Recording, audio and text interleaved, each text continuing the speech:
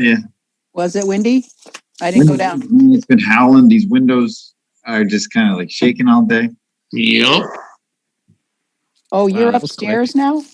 Oh, yeah, I'm above. I've been above the real estate. That's right. Okay. Yeah, I don't want to let go. I'll tell you. I like it here. Don't. Can never go back. No. Amy, when you get pulled in, can we get a mic check real quick? Okay, 15 seconds.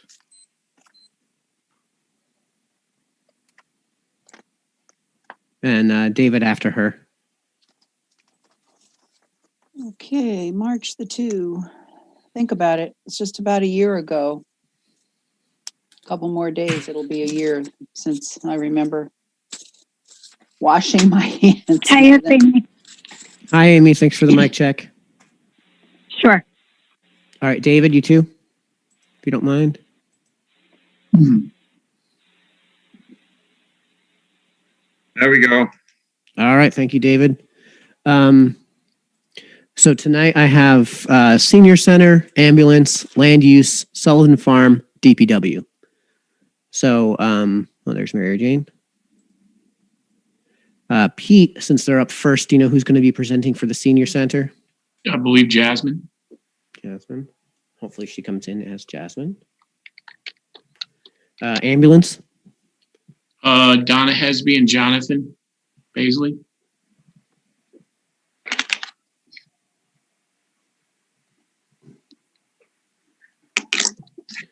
Land Use. And John Oxton, maybe too. Okay, John Oxton, maybe. Land Use. It's probably going to be Laura, Jim Perlow.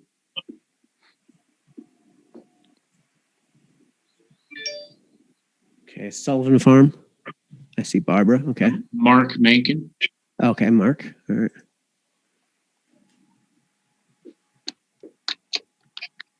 And DPW is going to DPW going to be Boucher. Yeah, Jack Healy, Mike Boucher.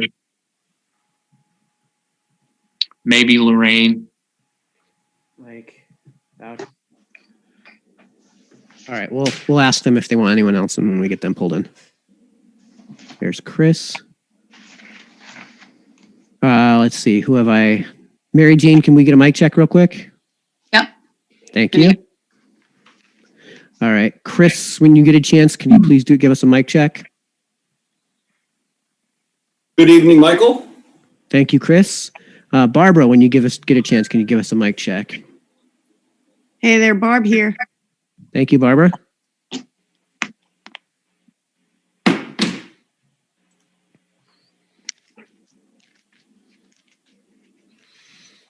Okay, Jasmine's first. All right, so folks know there's a few things we have to go over here. That is just a little bit of housekeeping. We are simulcasting. Okay, we are simulcasting onto YouTube right now. It's just to cover in case we have issues here with Zoom. If you want to participate in public comment, you have to be in the actual Zoom meeting. Link is in the description. Link is in the agenda. The agenda is posted on the description if you guys are watching this on YouTube. In order to participate in public comment, I'm going to ask you guys, I'm going to open the floor right now for hands to be raised. What we're going to need you to do is raise your hand using Zoom's raise hand feature. That means instead of literally holding your hand to the camera, we want you to press the button that says raise hand at the bottom of your screen. It has a raised hand icon above that. So we'll open the floor to that. And I'll take your names down in the order that I see them in terms of hands being raised. People who are presenting tonight, we are in Zoom's webinar extension. What that means is that is when it is your turn to present, I will promote you to panelist instead of just being an attendee. And then you will have the ability to share your screen. Now, I have all but one presentation. So if you would prefer that I share my screen and handle the PowerPoints, and in one case, the PDFs that are being shared for you, I can do that. And then you just tell me next slide when it's time to move on to the next slide. Or if you'd like to do that yourself, you can too. So both of those options are available. Mike, could you move Stephanie in? Yep, just bringing her in right now. Oh, thank you. Here's Doug.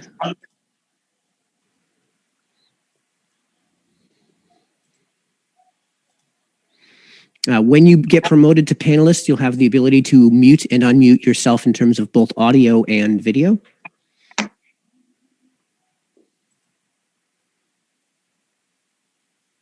Stephanie, when we get a chance, can we please do an audio, a mic check? I am here. Let me know when we have a full slate so I can double check. All right. Doug, your video is pretty bad right now, but can we get a mic check at least? Yes, can you hear me? Yes, we can. Thank you, Doug. I will check my video. See what's wrong. It looks like you might have smudged it with your finger or something, lens with your finger or something. Let me clean it up a little. All right. It's a sea salt from Florida. That's a lot better. Yeah, that's I'm not sure if that's better. All right. 5 minutes Can we to have a go vote on time. whether that's better, please? I'll abstain. Is that suntan lotion or sea salt, Doug? After today's weather, my tan is gone. Yeah. Sorry. Yeah, it was a little cold today, to say the least. Wah. Yeah, who knew a tan could freeze and fall off? There's Walter. It did. Oh dear. No, All right, no, we have- no pity here, Doug. 4 minutes till go time. So if you are in the public and you want to participate in public comment, Pete, what's our time limit for tonight? 3 minutes. 3 minutes to address the council, the town council, and the board of finance. So I don't see any hands raised just yet. Walter, when you get pulled in, if you could please do a mic check. How did that sound? Okay. Perfect. Thank you. And Walter, I'm going to make you a co-host just in case.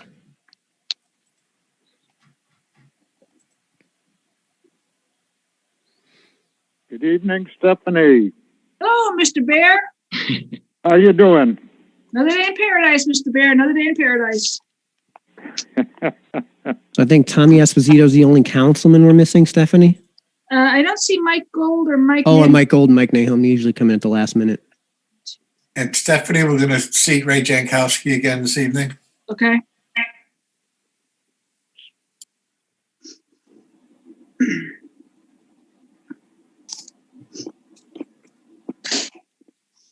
All right. I got 3 minutes till go time. Guys, just forgive me for 1 second. I got to run real quick. I'll be right back.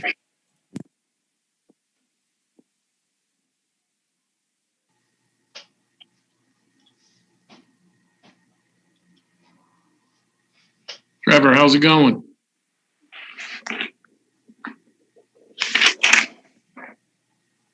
He's muted. Going well.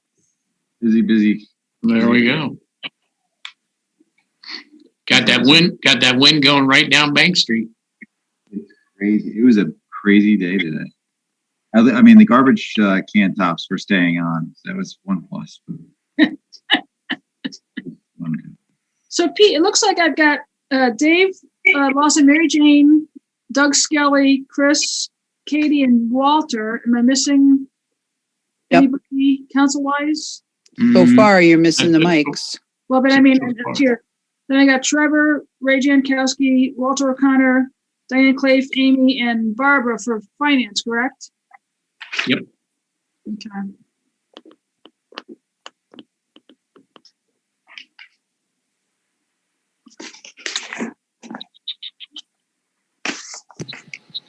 Okay.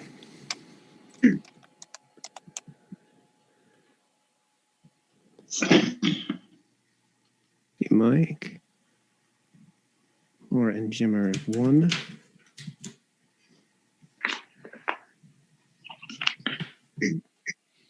Jasmine.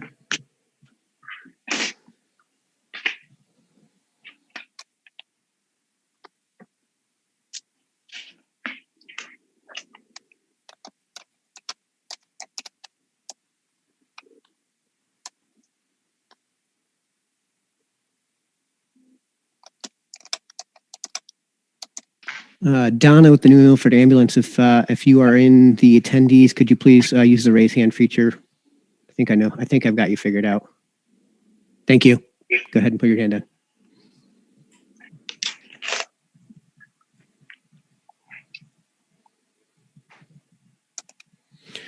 All right, so 1 minute to go. Last call.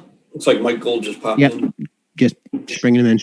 1 minute to go. So this is last call for the public. If you'd like to participate in public comment, please use the raise hand feature now.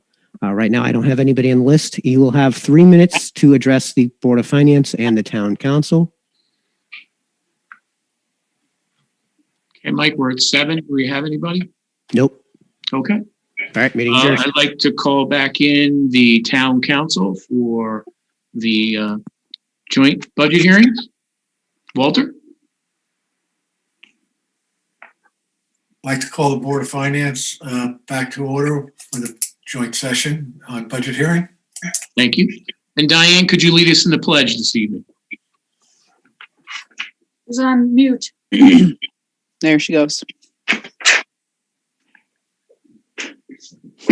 I pledge allegiance Allegiance to the flag of the United States of America and to the republic for which it stands, one nation, under God, indivisible, with liberty and justice for all. Have a moment of silence for the men and women in the armed forces and our first responders.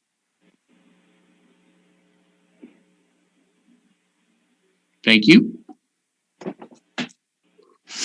Pete, can I just double check? The only addition is Michael Gold, correct? Nobody else has come on since I said he was on before? Right, not that I am. Michael Gold is here. Michael, can you chime in real quick? Yep, I'm right here. Okay. But he's the only addition. Nobody else has come on. Nope.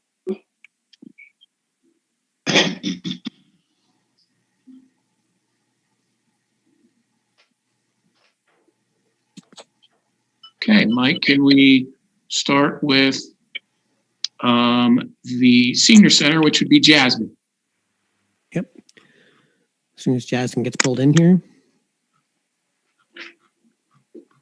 You can share my slides, Mike, if that's okay. I couldn't hear you. Did you want to share them yourselves or do you want me to do them? Would you be able to, please? I think she said she wants me to, so I'll go ahead and do that. Okay. Okay, just give me 1 second, folks.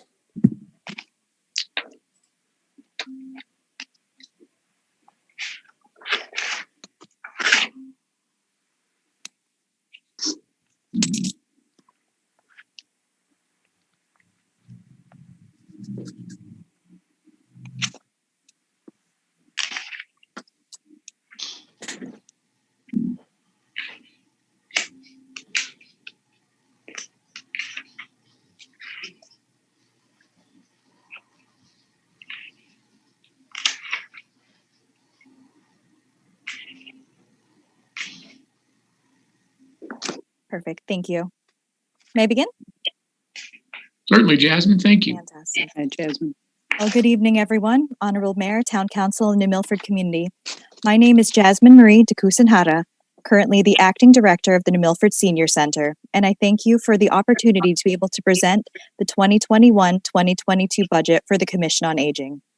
The Commission on Aging consists of 7 voting members and 3 alternates, all of whom are appointed volunteer professionals in the field of aging, who are entrusted to study the local needs of the aging community and create, coordinate, and foster programs to benefit the health, education, and welfare and well-being of our senior population. So in short, to provide excellence in service to our New Milford senior community. As you may be aware, the senior population is one of the fastest growing populations in New Milford, and we are honored that we have been able to serve more than half of this population through the services and resources the New Milford Senior Center offers. Next slide, please.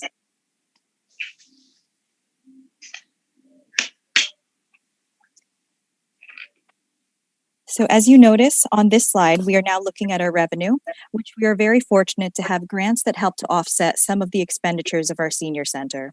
Primarily, our COA revenue is at $62,045, which allows for $5,000 of payroll offset for our bus operators, as well as the remaining $5,048 in repairs and maintenance, all from the DOT Connecticut's 13B transportation grant. In addition, we also have a WCAAA Western Connecticut Area Agency on Aging grant that helps to offset our payroll for our chore services coordinator.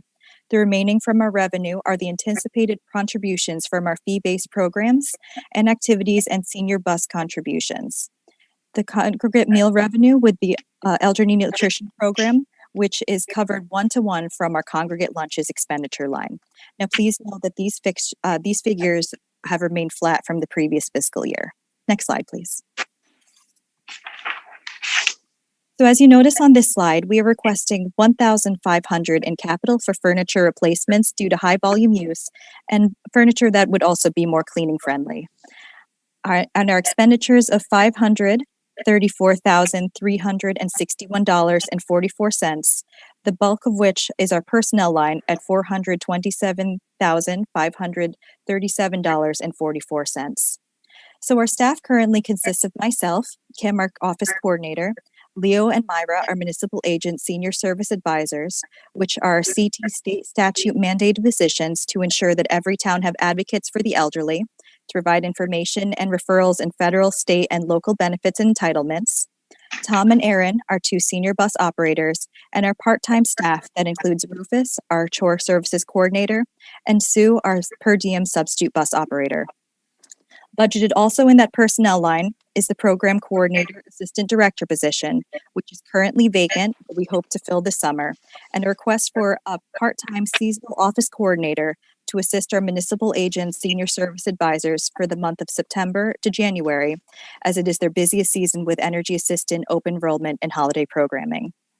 Please note that despite this request for this part-time seasonal position, our personnel line is still about $9,700 less from the previous fiscal year due to the shifting of staff with starting salary figures. I would also like to note that though we have a small staff, we are able to provide the caliber of quality service through the help of our many volunteers who have dedicated their talents and time of over 7,000 hours that we are so grateful for. Our volunteer base ranges from our Commission on Aging, the New Milford Senior Citizens Advisory Board, who are a consumer-based 501c3 nonprofit public charity organization, our chore services volunteers who provide the services needed to help ensure the safety and security of our seniors to age in place in their homes, and our many program-based volunteers who range from assisting with our congregate and food pantry deliveries, our Meals on Wheels drivers, our Wheels volunteers to provide rides to a non-emergency medical appointments in the greater New Milford area, and to all of our program and activity facilitators that provide enrichment and uplift. Next slide, please. And so continuing with our expenditures is the breakdown of the following accounts. Our contractual account, which encompasses the web services of our senior center database and regional website, AgeWell CT, and also allocations towards our health and wellness screenings and programs, and the local funding for our Meals on Wheels program for Meals on Wheels to deliver to homebound residents. Our materials and supplies are for all of our educational, social, and recreational programs, as well as general office supplies and equipment and professional development. Our materials and supplies self-sustaining account, which is for our fee-based programs and activities, such as our special interest or exercise classes, and also for our miscellaneous repairs and maintenance of our senior center buses under the 13 transportation grant. And last but not least, our congregate lunches, which are under the Title III of the Older Americans Act, which serves to provide congregate meal services that are covered in expenses one-to-one and are one of the many, many programs and activities we look most forward to having back at our center when we're finally able to reopen our doors. So please note again that these figures have remained flat from the previous fiscal year. Next slide, please. And so in sum, with the proposed budget of $396,960.44, we are proud to be able to offer our senior community excellence in service between all the resources we provide at the New Milford Senior Center. Again, I thank you for your time and the opportunity to present our 2021-2022 budget for the Commission on Aging. Are there any questions? Chris? Not really any questions, but I just wanted to, note that, the senior center has just done a phenomenal job through this pandemic. you. You know, the lunches were always enjoyed by the seniors, and the pandemic hit and our most vulnerable population. You all pivoted immediately and started delivering Yes. lunches. There were just coolers, igloo coolers all over the place, and they would throw the lunches in and get them delivered. And, you know, and certainly under Director, you know, Carolyn Haglin's tenure, you did a phenomenal job, and you have big shoes to fill, Jasmine, but I know That I you'll do it. The energy that the employees over there at the senior center have, and I think that it injects youth in everybody that walks in the door. So you all do a phenomenal job, and I support every penny you're asking for. Thank you, Chris. Much appreciated. Katie? Thank you, Mayor. Jasmine, Yes. yes, we had Carolyn who did a fantastic job, and Carolyn also took over from someone who had done a fantastic job. We seem to be saying this, you have big shoes to fill. That I But do. you have done a really an awesome, I don't use that lightly, awesome job Thank you. in making sure that all the avenues were handled and all the issues were handled, and you've worked well with everybody. So I thank you very much for that. Just shows your talents. And as a member of the senior population that's continuing to grow, I'm glad that I feel very comfortable that you and your staff will raise to the occasion to meet the needs that we have, which of course the needs we'll have in the 2020s would be different than, you know, in the 19s or the 2000s even. You know, we're more mobile. We hope to stay that way. So I appreciate that you are really up on what's going on, and I know you'll stay that way. And I appreciate that you worked through this budget the way you did to come in where you did. Thanks. Thank you, Keep it Katie. up. Thank you.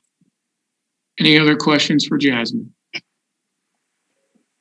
Thank you, Jasmine. Please thank your staff, especially with your partnership with our health department, our IT departments, and our town employees as we continue with our vaccine process. So thank you very much, Jasmine. Thank you very much. Thank you, Be well, Jasmine. everyone. Have a great Thank evening. you. Thank you, Jasmine. You too. Have a good evening. Next is our New Milford ambulance. Donna Hespy. Give me 1 second.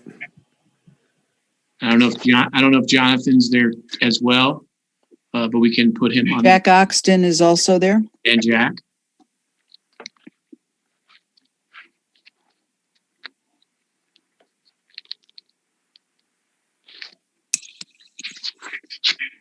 I have Jack and Donna so far. Perfect. All right. How do you hear me? We hear you just fine. Okay, very good. Oh, I just lost everything here. Okay, I was all ready. Okay, let me just get ready here. Sorry. I don't know what happened. All right, here we go. All right, good evening, everyone. First things first, my name's Donna Hespy. Most of you certainly know me. I'm the president of New Milford Ambulance. We've been around a long time. New Milford's been around since 1929. So we're a nonprofit volunteer organization. We did approximately 2,432 calls last year. That's averaging about 7 a day. We all know COVID has changed our lives and has changed just life in general. New Milford Ambulance has approximately 12 to 15 volunteers that do calls, and that number now has been reduced to about 25% of them. This is due to members that just are not volunteering. They can't because they're up in age, they've got health issues, they've got people home that have health issues that they can't worry about bringing home COVID. Their full-time jobs sometimes don't allow them to volunteer for an ambulance. Some of them are RNs, going to school to become RNs. We've got a real mixed bag. Our volunteer staff has been drastically reduced, no two ways about it. Volunteers are very scarce, and it's true with all the surrounding towns. No matter what other EMS organization I talk to, tough times. They don't have the time. They don't have the commitment. It's a big commitment. We run approximately 2 EMT classes a year now to try and get new members. We get members, but unfortunately what they do is they go off to go to a paid EMT job. That seems to be the norm. We have had to put on 2 paid staff, 2 crews, 24/7 to cover our town. One of those crews has a medic on it, that we almost always have a medic available, including our regional medic. So that keeps us covered. And many, many times, both those medics are out on calls. That's common. We, for the year 2020, just for our paid staffing, we had $642,000. That's running us about $53,000 a month.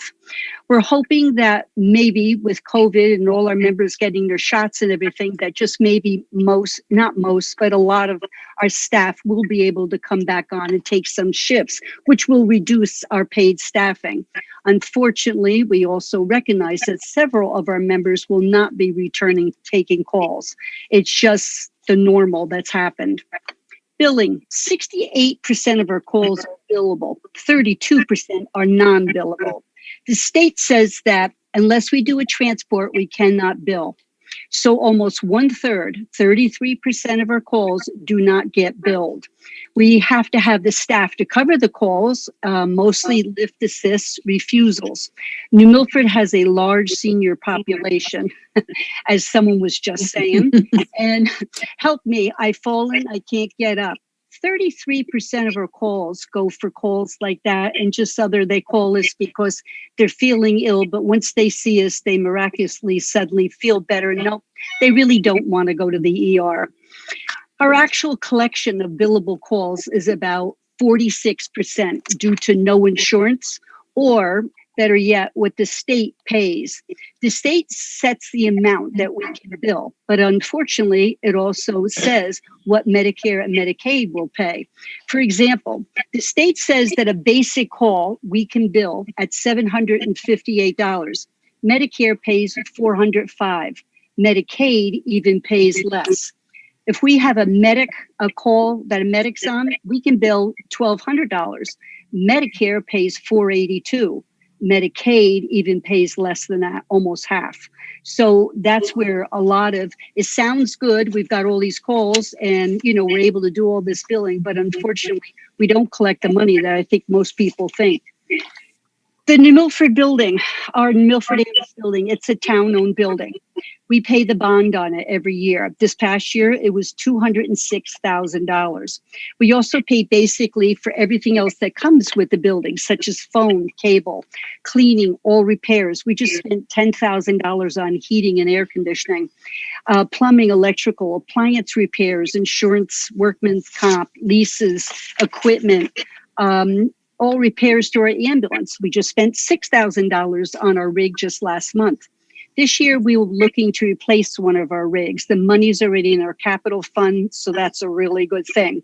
We're going to need to replace some of our life pack monitors. They're the great big ones that you see. Usually the medic will go in with. They're the very large ones. They're getting old, no replacement parts for them anymore. They're about $45,000 each. When we did our budgets this year, we pared it down to the very basic. We cut $18,500 and we increased it by $15,000. So that part is still less than last year. The only big item that was added was the EM staffing. We simply cannot pay with all the other bills and expenses we have for the staffing with our income. It's just not there. And also pay the expenses. So we're asking the town to help us to continue to provide our outstanding professional volunteer service to the town. And this is where I think Mayor Pete will come in and explain that. Thank you, Donna. And as you can see in your budget books, the request was for $500,000. I reduced that by $400,000. And the reason for the reduction is in speaking with our finance director, Ray Ossipow, and also speaking with Donna and Jack Oxton. We're trying to look at a way that we could fund their request, but also cognizant of COVID and our taxpayers that are under stress.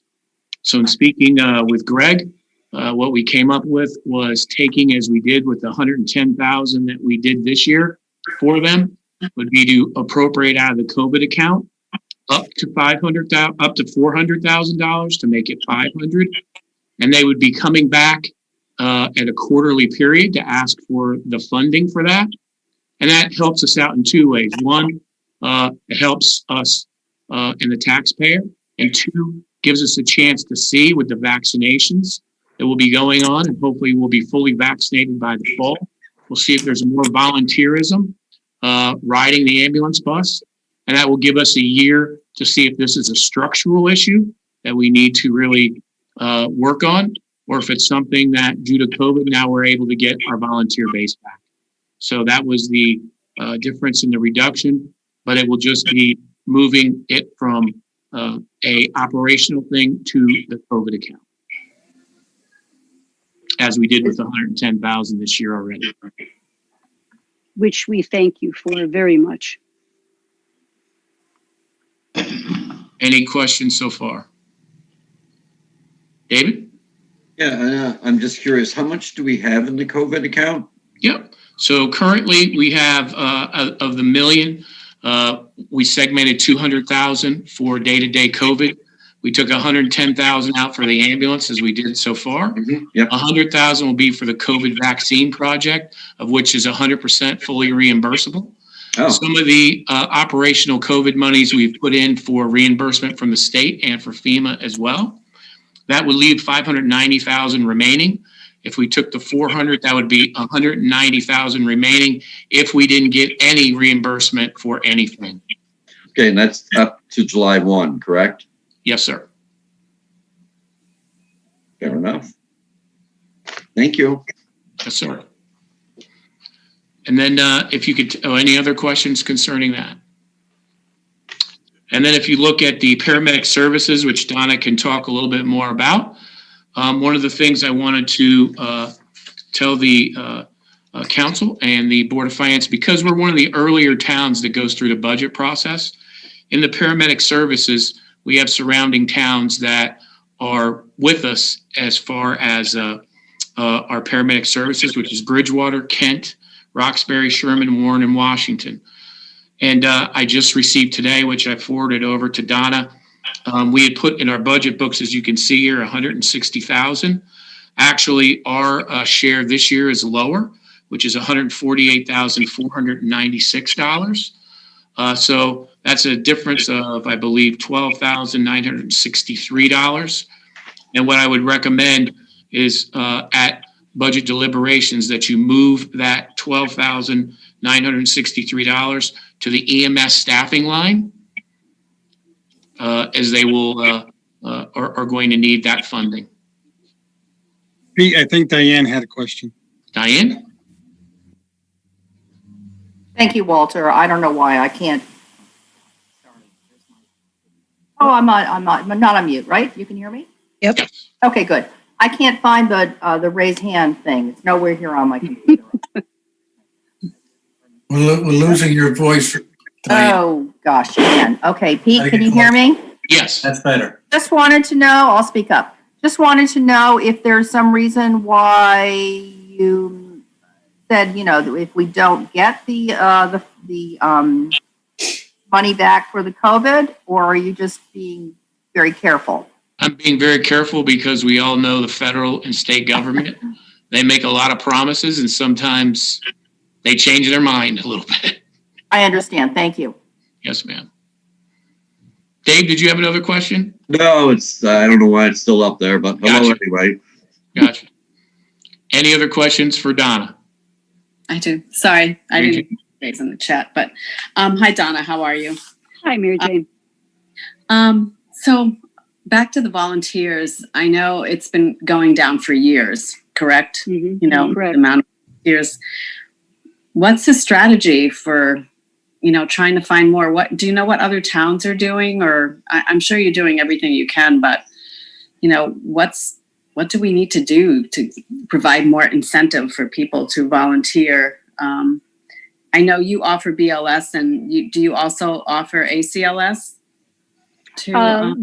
we are an advanced service, so that's why we have medics working. But we do not need to offer that. Is all we really need for our basic volunteer staffing is a basic EMT, which we offer 2 classes a year to try and get people in. Yeah. But it's Mary Jane, it's the commitment. It's the there's a lot of hours, there's a lot of training. You've got to come to meetings, you've got to come to training, the state's made it even more difficult for us in the way of how we can be recertified. They were saying every 3 years, they dropped it back down to 2 years. This year it had to be done online. It was quite a feat to get myself recertified again this year, let me tell you.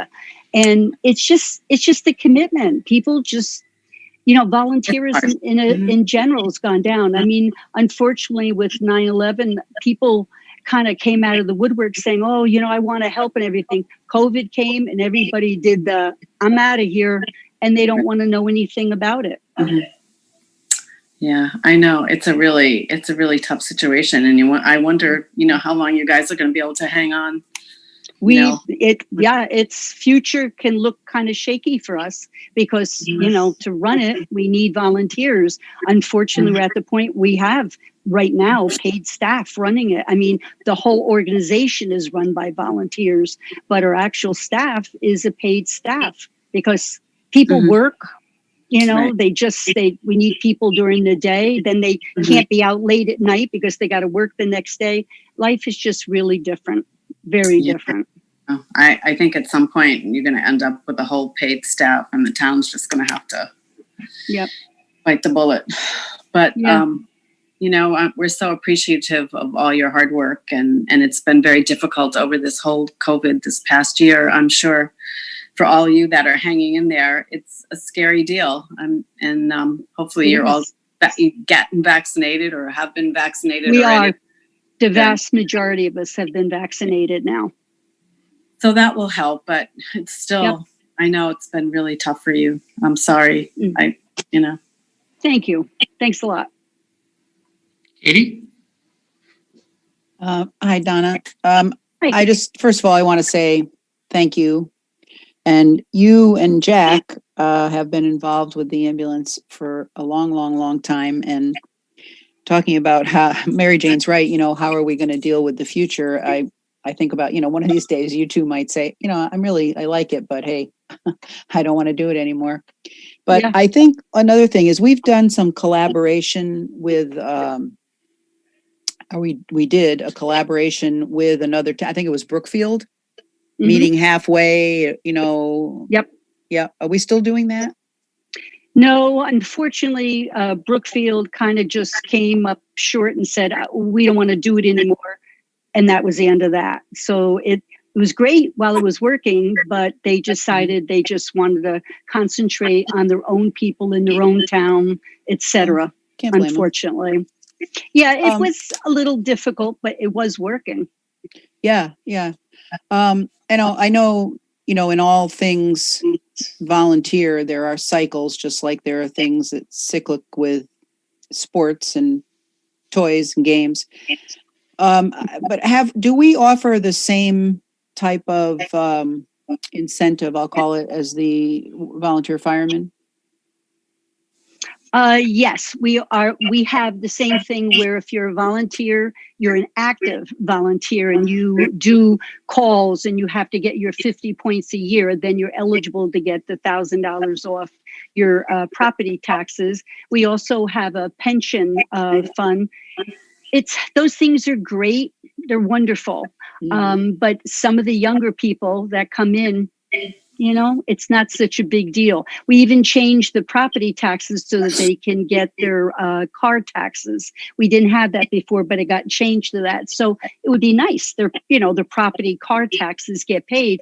But, Katie, they just don't look at it like maybe we do. No, I understand. What about, do we offer the gas for the people who don't really have a property? You do. Okay. Yep. So I guess it's just a question. You're there, you hear it. But if wishes were horses, what kind of things do the current members say might help to bring others, younger people in? I mean, you don't need to tell me now. I'm just saying, do you have a wish list that you think would be worth trying to encourage, because I think there are still a lot of people in town who are committed to their volunteering for things. And of course, this is a very important thing. I know COVID put a dent in it, but I just, we don't have to talk about it here, but I just think that maybe if there's something that other members say could help, maybe, you know, bring it forward and talk about it with the mayor, talk about it with the council, because I'll relook at it. I promise I'll relook and see what we can come up with. I think the major thing is it's just the time. It's not just volunteering. And I'm not putting down anybody who volunteers for anything else. It's just that this is constant training. It's hours of training every month. It's the meetings. Then it's doing the calls. Right. You know what I mean? Well, the All training time that takes. training is key though, Donna, because, you know, if you put me there and you put me out on a call, or me and Chris Cosgrove, you know, that'd be the end of that family. So I think it's a good thing that they do the training. So no, I give you all so much credit. I think the guys who belong to the ambulance and the fire departments are heroes, no matter whether they march, fight, or don't do anything, because they are there to help us. So thank you, and Jack and everybody for what you do. And I appreciate that you've done as much as you have with the budget, and the mayor has helped too. So keep it up. Good work. Thank you. Walter? Thank you. Yeah, just back of the envelope conversation. Currently, what percentage of your staff, ambulance staff crews are volunteers and what are paid? So we get an idea, because I agree with Mary Jane. I think eventually we may have to go to paid. Well, right now, all our volunteers get paid nothing. Okay. And right now, this is kind of a hard time because we're coming off COVID, and we had no volunteers doing any riding. There was 2 of them that would take some crews. They would do one shift on a Friday night, another one do a shift on a Monday night. So it's kind of hard to say right now. But the thing is, even the amount of people that we have, members that are actually EMTs that would still ride, is way down from just the count last year alone. So are we ever going to get back to where we were even 2 or 3 years ago with the actual volunteer staff riding and taking calls? I don't think so. That's my own personal guess on it. It's not for lack of trying. You know, like I said, we run EMT classes. That's a big one. You run them, the people in town are like, they get it, you know, and they want to volunteer. But the big thing with that one right now is they volunteer and then they're like, oh, okay, bye. And they go off and they get paid $25 an hour for riding with a paid staff like we employ. Okay, thank you. Trevor? Good evening. Good evening, Diane. Hi. You know, again, just to kind of echo what Mary Ann and Katie and Walter have said, you know, the way I look at it is the volunteer pool is shrinking every day, right? Yes. You know, both sets of parents are working. People are having to work longer. And this isn't the typical volunteer. To me, this is a job. This is a heck of a responsibility as well, right? So, you know, when you have a line of things to volunteer on an everyday basis, you know, committing to the ambulance, I can only imagine, is quite a decision. So I applaud everybody for doing that. But I agree. I think either incentivizing maybe some of these volunteers monetarily in some way, or creating the position is, I think, a likely outcome in the future. Thank you. Thank you. Diane? Thank you. Thank you, Pete. So Katie, thank you for bringing up the volunteer issue. Our son he's 33 years old, is EMT qualified, in need of a refresher course, I'm sure, in New Jersey. He'll be moving here later on late this summer. And I know this is near and dear to his heart, so he'll be giving you a call. Excellent. Excellent. One more person on board. Great. Yep. Everybody counts. Amen. Any other questions? Chris? Yep. So Donna, again, thank you, and Jack, for everything you do and all the volunteers do. One question on the EMT training. So do I have this right? We offer training for people. They take our training and then they don't volunteer, and then they go and get an EMT job. Yes, that happens quite frequently. We try, and when we ask for volunteers, we try hard to see if we can get them from New Milford. And lots of times, maybe we get them for 6 months. It's getting shorter and shorter. We used to get them for about like a year. They would be volunteering for us. They get themselves out of the being green, and then off they go to the paid. Why volunteer for 12 hours for us, say, during the week, when they can go work someplace else and get paid 25 or more an hour? So would we have the ability to get them to commit to, if we give them the training to commit to a year or whatever the time frame? Well, what we do is we've learned, because we've done it 90 different ways. We used to say, we'll pay for the training, because the training right now, and we're the lowest in the whole area, $990 for the EMT course. And we would say, we'll pay for it if you become a volunteer. And then without fail, they, stay with us for a year, 6 months, 7 months. We would just not see them. I mean, what are you going to do? Go out there and beat them with a stick to make them come back and volunteer? You can't. Right, so what we do now is we make them pay for the course, and we say, we'll reimburse you in a year if you're a member in good standing, and you're active and you're doing calls and everything. And sometimes that works, but they still go off and get a paid job. I also understand we get the high school students.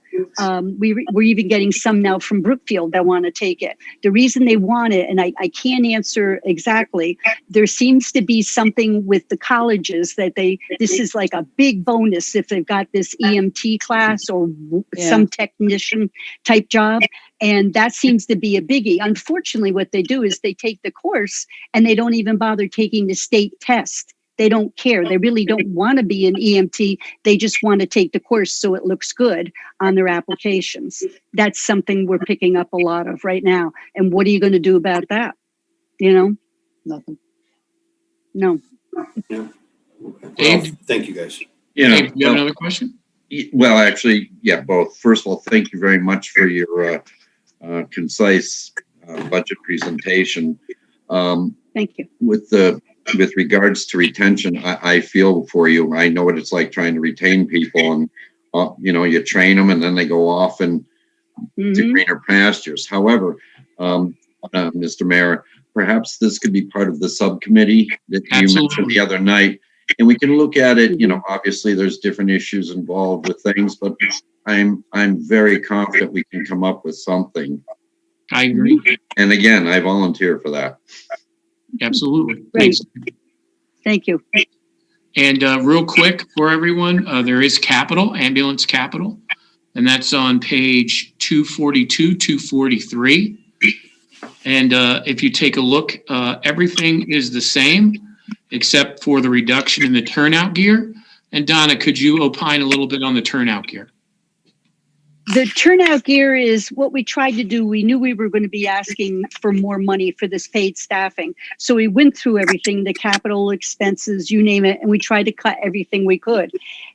Turnout gear, we're probably at some point going to be asking for turnout gear. Our turnout gear consists of our jacket and it consists of the pants.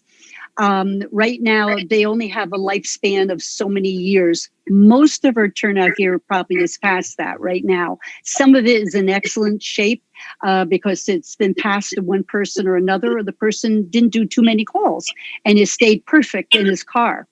So we've got a mixed bag, but that probably will be something that will be coming up at some point because we need that protection. When you're out on the road and it's an MVA and there's fluids and of all kinds, whether it be gas, oil, blood, you name it, in today's world especially, you want it on. Right. Thank you, Donna. And instead of moving the $12,963 to the EMT line, maybe it would be up to the council's purview to throw that into the capital for turnout gear. Any other questions for Donna? Okay. Donna, please thank you and Jack. Please thank the men and women of the ambulance for everything they've done, especially during COVID. Thank you very much, Donna. Thank you, Donna. Times. Yep. Thank you. Thanks, everybody. Next is Laura and land use. Give me 1 second.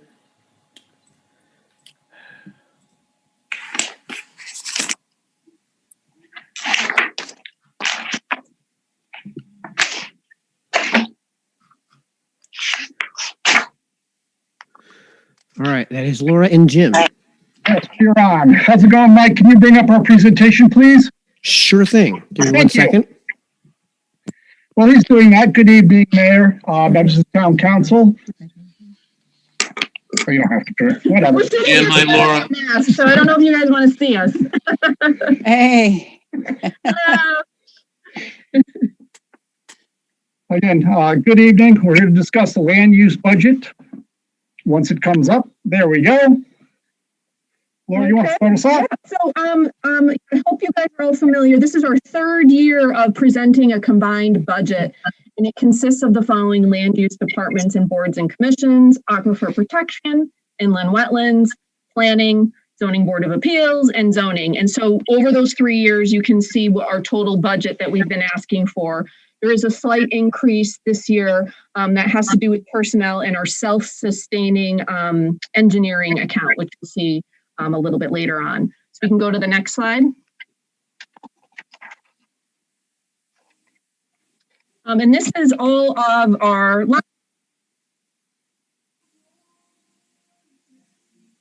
Uh-oh. Hope we lost your. Lost you, Laura. I can't hear it. Uh-oh. Laura, we can't hear you.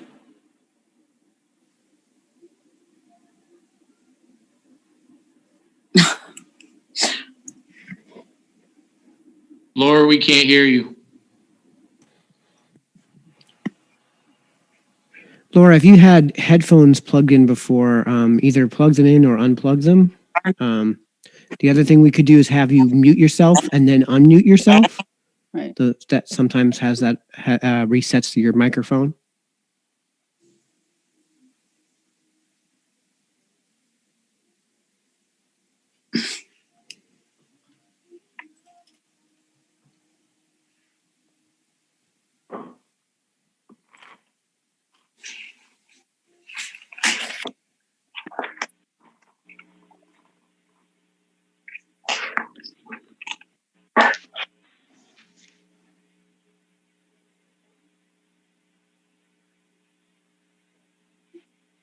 Mike, would it maybe work if they signed off and then signed back on again? That might have an effect. I am sharing screens, so this shouldn't affect anyone's viewing experience.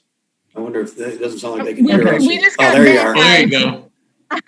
There we go. Yeah, something happened. So we're ready for the next slide. Sorry. Okay. Right, a land use revenue. We have the planning revenue is anticipated to be $1,000. Right now, there's not a significant amount of additional subdivisions coming in, et cetera. Our next section is wetlands fees. We anticipate about $13,000 in revenue. That's about the same as what we're making right now, so that has not changed. ZBA application fees at $3,000. Zoning permit and application fees at $55,000. Our wetland significant activity fee and our zoning engineering reviewing fees, that's the $30,000 we talked about. That's part of the self-sustaining account. For our total of $102,000. Go to the next slide. And this just shows, multi-years to show our activity and the revenue increases, so everybody can see kind of the activity that's occurring. Last year, you do see that there was a kind of a big bump in the zoning revenue, and that had to do with a handful of big projects that were permitted.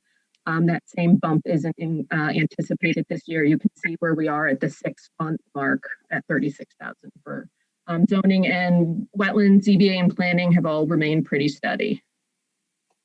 If anybody has any questions for us, that's it for us. Any questions for Laura or for Jim? Okay. See if there is any. Laura and Jim, thank you very much. Thank you, Laura and Jim. A good evening. Thank you. Next is Mark Macon and Sullivan Farm. Mark, if you are in the chat, I don't see anyone labeled as Mark. If you could please raise your hand. Anyone who is presenting for Sullivan Farm, please use the raise hand feature.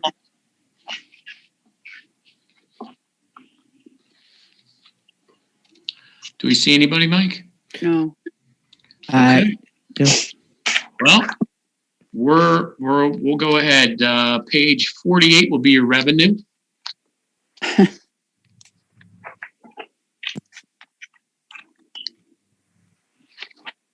Yep.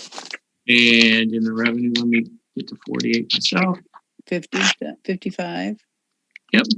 Mark put down 55. That's from farm revenue, whether it be from the farmer's market, the syruping, the hay, where they do the hay and the vegetables. Also, they have given over a ton of food to the social services food bank. I had asked them to double production, which they said they would this year. So we'll be looking at almost 2 tons that Sullivan Farm will be giving to those in need.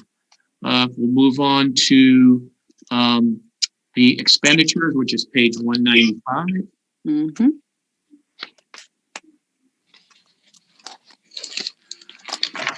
And as you can see, 196 breaks it out a little better.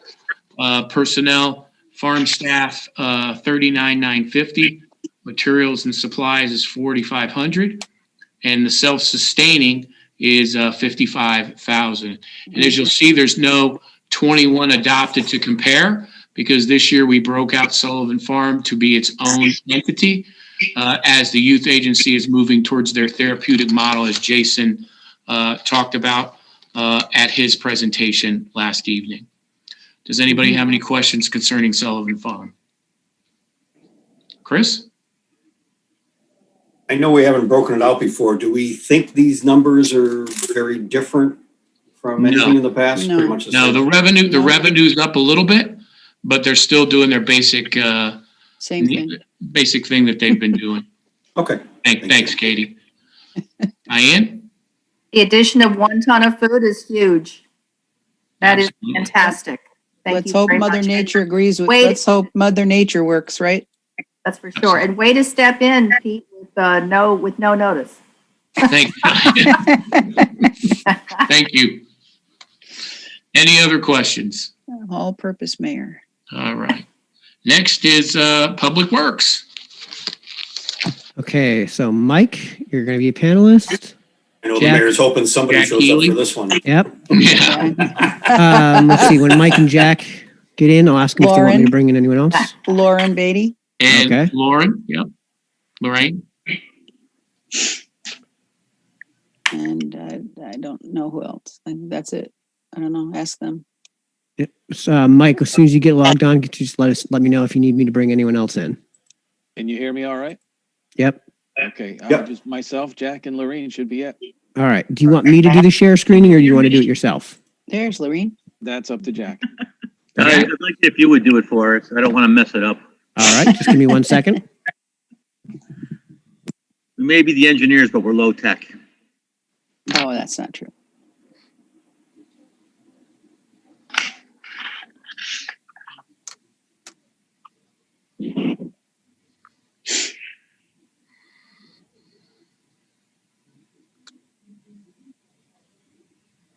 Okay, Jack. All right. Yeah, we're going to be a team discussion here. I'm going to start off with Mike and Lorene are going to jump in with the details as we get to each slide. Okay. I think each year we open up with reminding everybody what our mission is. We really work hard to, and I'm going to give Mike a lot of credit for this. We work hard to give you quality professional service. We want to make sure that the town gets what they're paying for. That they see a continuous improvement in the product that we deliver. That the roads, the bridges, your facilities, everything is maintained in a professional and healthy manner. So we've worked hard in the last year to do that and to continue to give you those services. Have the next slide, please.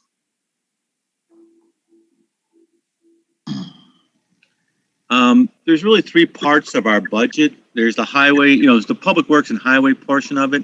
There's the facilities part of it, and then there's the engineering and office staff that supports both of those operations. In the last year, what we do on an annual basis is we maintain approximately 200 miles of paved roads and 26 miles of dirt or gravel roads. We continue to work on the drainage systems to make sure we're able to keep the water where it belongs and off the roads and keep it safe. We work on the sidewalks. We try to make sure that they're safe and we don't present tripping hazards. And we work hard on tree management. And Mike's going to go into the tree management because it's becoming, just because of nature, we have more and more work to do with tree management. I think you all see the winter maintenance. February tested everybody, but I think everyone did a good job, and we came through in very good fashion. We do respond. Last year, in the last year we've had Isaias and several other windstorms, just like today, and the guys are out up to 24 hours a day, trying to remove the trees, make sure roads stay open, and support EverSource. We have a staff that works on our vehicles and make sure all of our equipment stays maintained properly. Mike's going to talk about some new things like brine that we're using and some roadside maintenance. So I'd like to turn it over to Mike at this point. Thanks, Jack. Good evening, Mayor. Good evening, Town Council, Board of Finance, residents. We've had an interesting year this year, no doubt. A lot of strange things have happened. We started with COVID. In our department, we've done biweekly testing, to make sure that everybody's healthy. We supply the guys with masks, gloves, cleaning supplies. We have a form that they have to fill out at the end of the day to certify that their equipment or truck was sterilized every day at the end of the day. Should somebody else have to get back into it. I can proudly say that we've had a couple of positive cases, but none of it has spread from our department or to our department. We've been very, very careful. It's very important that we stay as healthy as we can because with 200 miles of road, and with winter coming, we had a lot to do, a lot to accomplish. We've continued with our ice program throughout the year, which is where we find an area in town where there's water that leaks into the road. It causes an ice condition in the winter. That causes us to have to go out with a machine or a sand truck often and just to keep it safe there. So what we've done is we've picked out areas where we have a bad area and we'll go in, we'll put drainage in. And out of the dozen or so spots we've done, all but one has been working exceptionally well. We have having a little bit of issue with one where the basin we put in keeps freezing up, but we'll work on that for next year. And Mike, for the council and for the Board of Finance members that may need a little more edification. So when you do these winter programs, how does that save both time, efficiency, and cost for your department when we do this proactive work? Well, there's a lot of different ways. The biggest is safety for the public. There's not ice out there on the road. You don't have cars sliding in the ice. You don't have people walking through the ice sliding. I mean, that's the biggest thing is the safety. It saves us time because we don't have to be out there taking care of it every other day. In a winter where you get like it's been in February, where you get a lot of storms, you get a lot of freeze and thaw. You end up with a lot of ice. We've not had a lot of that problem this year. And a lot of that has to do with our program. It just saves us in material costs. We're not throwing salt down on the road. It saves, we're not throwing that salt down there every day to make it better. So there's a definite big plus to doing this. And it's something we should have started a long time ago. And we've done it for the past 3 summers now. And there's still areas to do. And I mean, eventually we'll get to a point where we have no more to do. And that's our goal. So, we run a drainage crew throughout the year as often as we can. We run them as late in the season as we can, even into the winter, as long as we can still dig in the ground. We've replaced literally hundreds of basin tops, pipes, stuff like that. We've helped with the major projects through the engineering department. We started the drainage projects on Forest Drive and Greta Lane, which allowed the contractors to start in another area to speed that up a little bit. we've changed this year how we maintain our gravel roads. I got into a small conversation with a couple people from other towns, and they used a different material than we use. So we tried it this year, and it's made our dirt roads a whole lot better than they used to be. The material we're using now, you put it down, it packs, and it stays even through rain and stuff like that. It stays packed. We've had a lot less maintenance on our gravel roads this year, and gravel roads are one of our biggest cost items for the season to maintain. They take the most work to keep them nice. Our paved roads, potholes this year have been lower. I've been with the town 20 seasons, 20 years, and our potholes have been the lowest that I've ever seen them. This winter alone, I'll bet you if we had a half a dozen complaints so far, we've had a lot. 2 years ago, before we picked up the pothole machine, we were probably in the thousands of complaints a winter season for potholes. That machine has done, in its time with us, in its 2 years with us, over 46,000 holes or patches. It's been one of the better acquisitions that we could have got for our town. It's really, with the amount of road we have and the difference in elevations and all, I mean, there's just so many different variables that attack our roads throughout the seasons, and it's helped to hold them together. So we did a road, the very first road when we first got the machine we did is still held together 2 years later, and patches are still held, they're still strong. So it was a very good purchase.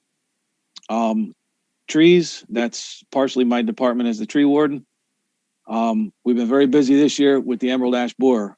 There's been, from July 1st till this week, we've marked 120 trees and taken down 40 more in-house. So you're at 160, just the ash trees out of, we're in about 240 tree range so far this season.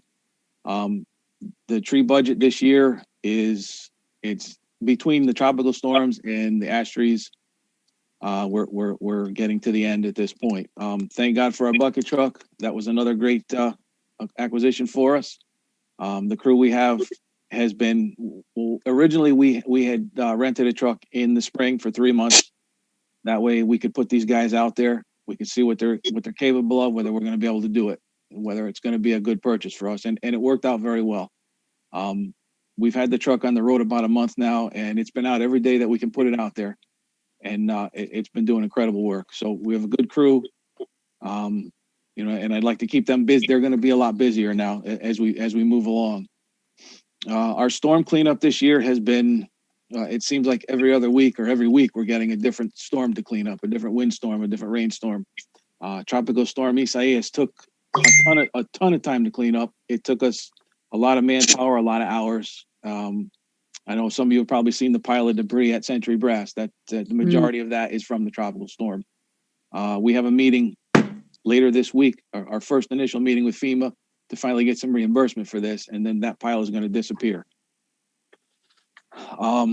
We've worked on Patriots Way, cleaning that up.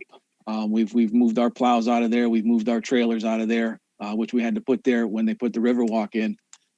Everything's now sitting down at Century Brass on that property. Patriots Way, we're trying to get it cleaned up in preparation for the sidewalk that's supposed to go through there from the Riverwalk. The only thing we have left to do there is to trim out all those crazy growing trees there. Jack and I have been talking, and we're going to find some nice decorative smaller trees to put back in their place. And then that'll be all set and ready. Century Brass, we've cleaned up that property over there. We've taken down trees. We've cleaned up the property. We've made it so that we can maintain it. We can go in there with a flail mower or with a brush hog, and we can clear the whole lot now in a day, and it's done. We're not fighting around things. We're not breaking equipment over there. We also put our own fence around the footprint of the building, which had a fence around it for years that we paid rent on, which we no longer have to pay rent on. I think that this year we used a grant to purchase some equipment. We purchased 3 new trucks, new Freightliner 114 SD cabs. We replaced 2 frontline plow trucks, and we replaced our triaxle dump truck, which is I believe a 1999, and it's constantly in the shop getting work done. And we also purchased through our regular budget this year 2 more frontline plow trucks. So we've purchased 5 new vehicles this year, which there's been times when we haven't got 5 in 5 years. So this is great. In this new budget, we're not asking for any new trucks. This will keep us pretty good. My goal, our department's goal is what we've tried to do is all our vehicles have been all different makes, all different models. We're trying to standardize the fleet, put everything to Freightliner 114 SDs. Every piece of equipment will have the same engine. Every piece of equipment will have the same transmission. So our mechanics, when they go to work on something, won't have to go rifling through their shop to find parts for things. Up until recently, we've had 5, 6 different models, different brands, and it sometimes gets very difficult to find parts. We actually have 3 trucks right now that they don't make anymore, and parts are at a premium. So we baby those trucks to keep them going right now. This year, we're looking to replace 1 frontline mower. My goal is to purchase another over the guardrail, or what they call a flail mower, with a brush head, so that we can continue to work on our roadside clearing. And a lot of you have noticed that we've been working pretty aggressively on clearing the roadsides. We send a machine through, and yes, it does leave a nasty, ugly cut. And then we send a crew on foot through behind it to clean it up, which does it does a good job cleaning everything up, and it also opens up the area to any hazards that may be in there, whether it be a stump, a rock, a log. And then our goal is to come back and pick all that stuff up, so that when you drive down the road, you're not looking at a lot of nasty stuff. And should something happen, you're not going to run into stuff on the sides of the road. It also helps us save our equipment, because if you're mowing through the high grass and you don't see something in there and you hit it, you can do damage to the equipment. That's pretty much it for me. Like I say, we're looking to replace this year the 1 mower and 3 of our smaller vehicles, 2 pickup trucks, and a engineering vehicle that the engineering department uses. But other than that, I think that's all we've asked for this year, other than our regular materials. The one thing I'd like to add, Mike, you didn't talk about, and I'll just brief on it, is the Brine Machine. I know that's something that we've talked to the mayor about this year. The brine, we purchased a Brine Machine at the end of last year, and we've used it this year during the storms. And that also helps us reduce the cost of snow removal. And a typical storm, we would put down 300 pounds of salt per lane mile. So that's 600 pounds of salt every mile of road. And when we use the Brine Machine, we're able to reduce that significantly at the beginning of the storm, and that saves us some money. It also saves some effect on the environment because we're putting less salt down. I just wanted to point that out. So, hey, Mike, thanks a lot for that description. Can we go to the next slide? Okay, the facilities department. We have 10 people who work in facilities, and I think before I go much further, I want to make sure that I acknowledge the work they've done this year, because I don't know that it always gets noticed. They have performed and cleaned the offices. They've installed guards, plexiglass shields. They've responded to the COVID, and they've been directly responsible to respond to COVID. If we have any questions, we have them go spray rooms. We have them spray equipment. They've worked without adding any personnel extensively at people's request to make sure that people feel safe when they come to work, and when people enter the town hall or any other public building, that is clean. And we've kept it as healthy. We follow the CDC guidelines. We have all of our materials checked. The MSDSs have been gone through. We make sure that we're using the right materials. So I just want to make sure that before I started down with the facilities, that I acknowledge that. They do a lot. They have 10 people. They help us manage 257 square feet, 257,000 square feet of buildings. They perform the streetlight maintenance. They are the ones who are responsible for security, fire protection. They maintain the radio tower facility maintenance. And also, they're the ones who put up the quilt boards for us this year. And they do a lot of work for volunteers. Yes. In that respect. Brine, did you have more to add to that? I just wanted to say they also did the renovation at PD at the request of the chief in the back stairs, and hung the flag up on the wall for him, and he is truly thrilled with that, the results of that project. And I just wanted to share the fact that our facilities department goes above and beyond when they ask for their supplies, in looking at what's truly right. And I have to say, when COVID first came out and we got besieged with offers of, I've got the newest, greatest disinfectant on board. I checked into the MSDS for them, and the disinfectant that they had been using already for years was like number 2 recommended on the CDC list. So they didn't have to change anything. They didn't have to buy anything new. They could just keep doing what they'd been doing. They do a lot of specialty projects. I think you can see one of the ice thing that was hung up there. They installed that. I'm not sure where that was. They cleaned off the roof. That's at Town Hall? Where was it before? Before was at the Danbury Military Museum. Okay. They cleaned up. You can see the pictures of the moss and the roof of the schoolhouse there. So they not only take care of the daily ins and outs of cleaning our buildings that look amazing, they do a lot of extra work with 10 people. Mm-hmm. They also, this year, we had the sewer department had a backup on Railroad Street that went into the railroad building. And I have to give Dave and the staff a lot of credit for the work they did cleaning up and then essentially renovating several of the rooms. The floors look great, the walls look good. And they're going to continue that work on the outside this year and make sure that building's maintained and it looks really nice because it's right there on Railroad Street. We want to make sure that people see it.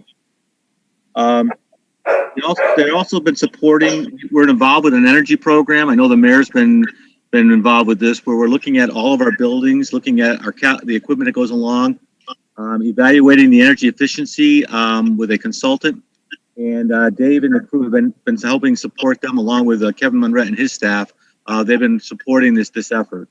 And the last thing I know that they're working on is we're working on a replacement of underground storage tank at Sarah Noble School. Dave has been helping me with getting information on tanks and metering systems and doing load test on it so that we know how much it actually uses. So they get involved with a lot of different programs. If we can, we'll go to the next slide, please. The third leg of Public Works is the engineering and administrative staff. We have 7 people in the engineering and administrative offices.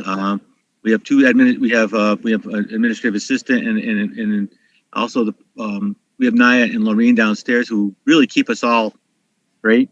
I guess it's the best way to say it. And then we have the upstairs engineering group. We've been fortunate. We have probably a senior staff of the Public Works Director and Mark Rosa, he's a professional engineer, has been doing this for over 30 years. We were able to pick up Dan McPhee from the state of Connecticut. He was going to retire from them. We went out for a junior engineer, and I'm not sure how we got a junior engineer who's older than me, but he's come on, and I think he's been a really valuable addition. He works on both bridges and roads. I know he talks to Pete quite often, and it gives him some insight on what the state likes to see and hear. We're also very fortunate. Jason Hyde is a very, very good, very proficient at the AutoCAD. And he does a lot more than just AutoCAD. He's out doing inspections on roads. He's doing some engineering on roads. He's working on some of the grants right now, actually doing the engineering on the grants. And we were able to stop paying outside consultants for doing that part, and Jason's handling that. Greg Gardner, he's our primary inspector and construction manager, but also does the permits. So he's running around doing permits, making sure we get people their permits quickly so that they can get driveways put in, building permits put in place. So the staff upstairs keep them very busy. They've got the road plan set for this year. We're currently in the midst of doing 4 bridge projects. We're ready to go out to bid on 2 of them. 2 more we're working on. Right now, on one of them, we're studying bog turtles. I know that's a fun project. They do the engineering and supply Mike with the information on the drainage projects. We evaluate sidewalks. Again, I'd like to give Jason a little bit of an attaboy here. when we were doing the engineering work for Wellsville, many of the residents came back and said they want to do sidewalks, and we had not budgeted for sidewalks for Wellsville. The Westcog came out with a grant program. Jason put together the package and submitted that, and we got $1 million grant to put sidewalks on, to revise the sidewalks on Wellsville. We have a couple of dams in town that we have to maintain. We actually have quite a bit of work to do over the next 4 or 5 years on reservoir number 4. So we're working on getting that done. We're trying to space that out so we do incrementally a certain amount every year. And then we provide support for the facilities and as far as engineering to the facilities. We do some project management, construction management. We do costing.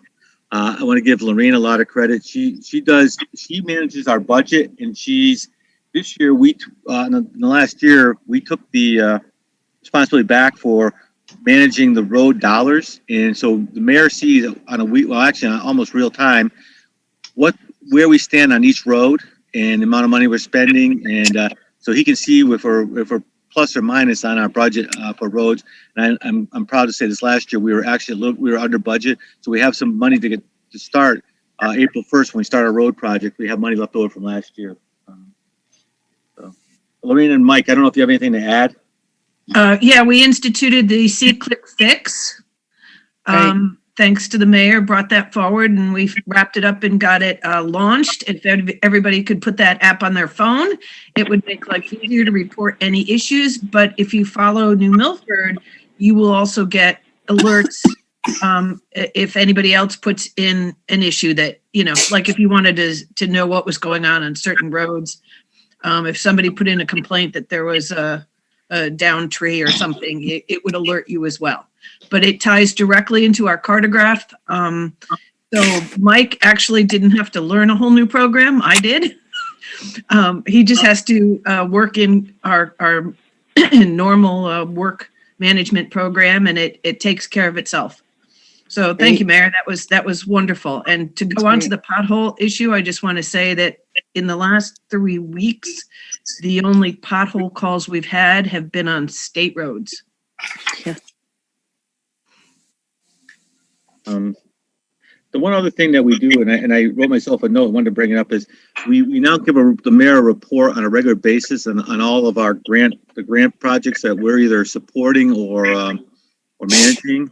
And currently there's 25 grant programs that Public Works is either supporting or managing for the town.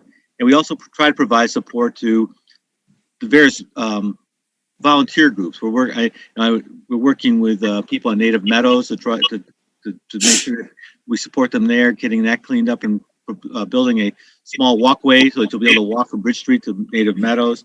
We're working with the Riverfront group, and we'll be walking the Patriots Way to talk about the landscaping involved with that. So we are involved trying to support our volunteer groups in town. Can we go to the next slide, please? This is just a summary. It gives you an idea of what we did for in the last year. I want to say that roadways, where we're going is we're trying to do a certain amount of roads every year, reclaim them, and that gives you a road. That gives you what's almost equivalent to a new road. And then we're trying different technologies to extend the life of the roads. Either it's a chip seal, a fog seal. We're looking at a rubberized chip seal the next year. We do crack sealing, and so we're working at different technologies that try to improve the road, so we can come up with essentially what I would like to see is a 20-year road program where you redo a road every 20 years, and in between you maintain it so that you're not having to do a road every few years. That road should be reclaimed, redone, and then over the next 20 years, you may touch it up with a fog seal, a chip seal, crack seal or something, but you don't really have to go back and pave it again for 20 years. That's what our goal is. We've got currently a 5-year bridge program where I believe we've got 10 or 11 bridges in the queue. Right now, unfortunately, Triniski is closed, but we have that road being designed. We're ready we've almost finalized the design, ready to bring that forward so that can be evaluated for scenic road. We did get notified recently that Van Car needs to have additional work, so you'll probably see some work on Van Car, the bridge on Van Car. But we are already in the process of working with the state on that road. And we are looking at different ways to try to speed up our process with the bridges and reduce some of our costs. We're entering into agreement on now a couple of bridges where we work with the state DOT, and instead of us selecting the engineering company, the state works with us and we use their engineering company, and the state picks up the entire cost of the engineering at that point, so we don't have to incur those costs. We're looking at reducing our costs that way. Anyway, that's a summary of what we've been doing. The only thing, and I didn't put it on the slide, we have essentially three parts of our budget. And if you look overall, and I won't go through the numbers, you have the numbers. If you add all the three departments together and look where we were from a year ago, we're actually reduced our overall budget by $949,000. Most of that's in the capital. Public Works to Highway went up $59,000. Most of that's due to salaries.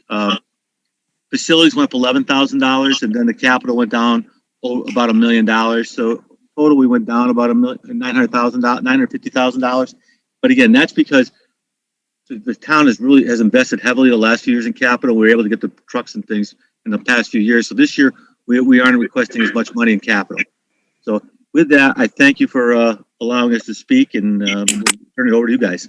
And Jack, before we go to questions, could you, for the edification of the council and the Board of Finance, you're looking at APWA accreditation. Okay, APWA accreditation.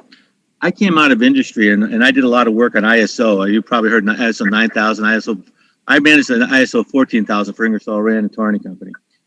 APWA is the American Public Works Association, and there are very few departments in the country who are what they call accredited.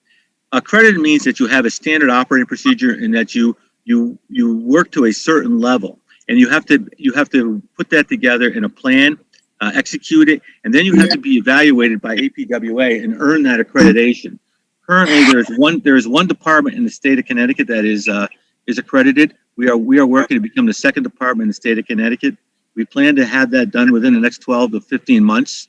We're putting together, a lot of that means that we're going to be doing proactive, planned management of the Public Works Department, not reactive, but proactive. So if you see, like on our roads, where we're going to a planned process, where, right now we can tell you the next 5 years what roads are going to be done, and we can show you the process that we're going to do.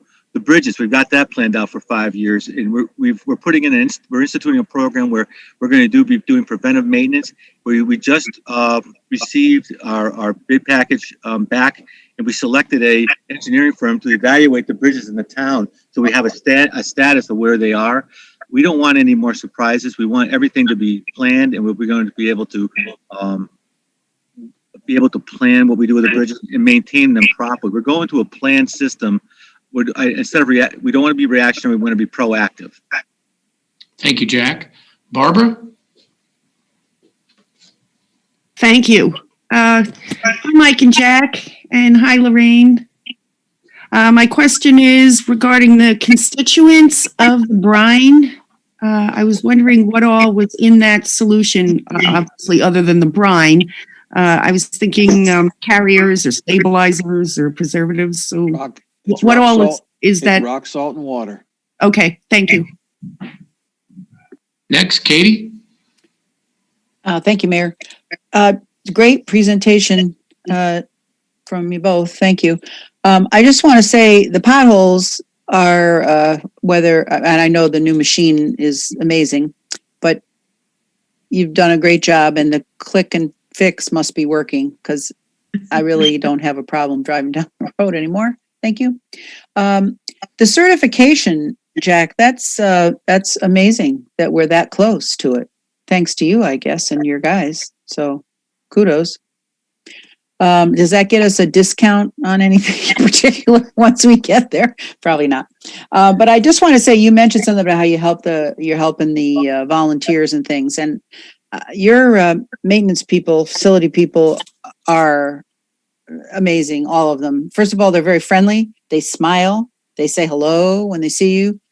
But when we were getting ready for the library groundbreaking, although we really didn't break ground, but I had a problem with a couple of tents that were loaned to me, and they were opening. So a couple guys came over at their lunch hour and came over and fixed it. I'm sorry, I can't remember their names right now, but they really are among the friendliest persons in our town. I mean, there's many others, but I always find them to be, hi, how are you? Can I help you? And that's very nice. So please give them a thank you. And I thank all of you for what you did with your budget. Katie, just to answer your question, I do believe that being accredited will open us up to further grants and increased grants. That's what I was hoping. Thanks, Lorene. Yep. Get on it, Jack. Chris?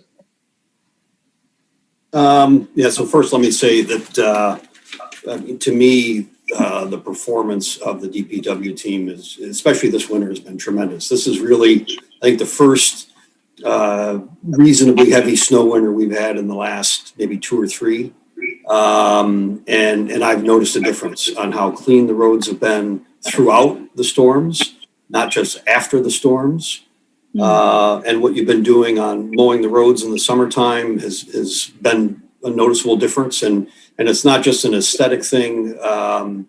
Certainly intersections used to get overgrown. It was maybe hard to see if you were turning, and the responsiveness of you all. The whether it's the app or somebody on Facebook says something and you guys are right on it. And that is, kudos to you. And just the small things throughout the year, road closures, the DPW guys are there. And as Katie said, smiling. And so to me, it starts with leadership, and the 3 people in front of me, I think, make a huge difference. But you all have created an environment for the whole team there to really excel, and thank you for that. But with that, so one question on the numbers. And I saw the big reduction in capital, so that's great. The big increase I see in personnel, line 51014. Are we adding headcount there, or what's Chris, that was moving the 3 men from recycling when we went to the public partnership. Gotcha. And moved them over to DPW staff. Okay, great. Well, again, thank you all, and it's you do us proud every day out there. And I know, and Mike, the precautions you all took for COVID that you mentioned, I wasn't aware of all those, but I can almost guarantee you not a lot of DPW teams around the state or around the country did what you all did. So excellent. Thank you. Thank you, Chris. Mary Jane? Hi, Jack. I'm sure you know what I'm going to ask you about Triniski Road Bridge. While I've got your undivided attention, I just don't see it in the budget. I see Sand Road and Tamarack Road, but I don't see Triniski listed in the budget. Is there a reason for that, or? We're gonna pay for that out of bonded money. This year, it was something that actually, Mary Jane, if you looked at my plan, I think you knew that we were working on that. We were trying to nurse it along till next year, but the bridge, as I was afraid was going to happen, made our decision for us. Right. For those who don't know, the abutment shifted, and we had to close the road. We had to make a decision, and we felt that it was time to close the road. So we've moved that forward, Mary Jane. I talked with the consulting engineer today. He is almost completely done with the design, so we'll be ready to bring that to the town council. I believe the mayor, we talked about putting it in toward the end of March to bring that before you. It is a single lane bridge. That is what, and I know that you're on that. We have that email chain that we all share, and I think we've tried to respond to. I think you've all give us some good feedback, and I think we've tried to reflect what the group up there has asked for in a bridge. So I'm hoping that when we present it, it'll be something that everybody is pleased to see. But it is a single lane bridge. It does have stop signs on each end of it. We have to do that because it's a single lane bridge. But we are proposing a single lane bridge for about $600,000. How much? About $600,000. So, and that's going to be bonded? That was the plan, yes. So that won't be in the budget then. Is that why it's not in the budget? It was in the budget for next year, but it's out of the bonded money that we worked with Greg Ossipow on. Okay. Yeah, and I'm hoping, we've discussed this, and I think what, basically led to the bridge really collapsing was the last couple of years we've had major tractor trailers coming across a backcountry road and coming across this narrow bridge. And, I mean, these tractor trailers are double, and they're so big that they're getting stuck on the corners, and they don't know what to do. They can't go forward. They can't go back. I mean, it's just been a disaster. So I'm hoping, we have discussed this, that we'll be able to put signage up, and, people, because of GPS, it's a, straight route across from Route 7 over to 202. And it destroyed the bridge. I mean, the bridge is old, so eventually, obviously it was going to go, but I think the truck traffic really, added to the demise of the bridge a lot sooner than we expected. But I have to say, I'm liking living on a dead end road. So, all right. So I just wondered why it wasn't in the budget and, why it wasn't listed, but I think you answered my question. Thank you. Okay, several things here. Yeah, I'm glad to see that your budget's $900,000 less than last year, because we had quite an overage last year for whatever reasons. But I wanted to ask you, how many winter storms or weather events of cleanup do we budget for? Like, do you have that number, Mike, or? We're just going off of past years. The last couple of years have been really hard to judge, obviously. Mm-hmm. Yeah. We're only 5-year average. Yeah. This year we've had 11, what I call a recordable event, where we have to call everybody in for a length of time. So we've had 11 events so far this year. Last year it was like 9. Years before that we've had up to 20. So we've just gone with, like I say, like Lorraine said, a 5-year average, and we go from there. Which would be what, 15? I'm sorry? So what's the 5-year average? We did that so long ago. I think we're around between 15 and 18 is what we went with. Yeah, okay. Yeah, no, that's fine. That's fine. And I just wanted to say, you guys did a great job of the cleanup after the summer storm, with all the trees and branches and that everywhere. And I was happy to see that in your budget again. One other thing I was looking through the capital, for building maintenance, and I couldn't find Pettibone Center. Are we doing any maintenance there? We do maintenance there, David. We have not proposed any capital, because at this point, I don't believe that there's a decision on where Pettibone is going. We do perform maintenance there. We have a person staff down there. We maintain it. We support it. We patch the roof when we need to.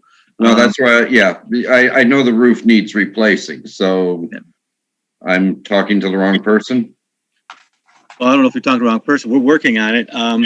And we are preparing a report for the mayor, giving him an outline of what the cost to well, why don't you ask the Board of Education? We already have that number for you. Okay. All right. Save you a lot of work.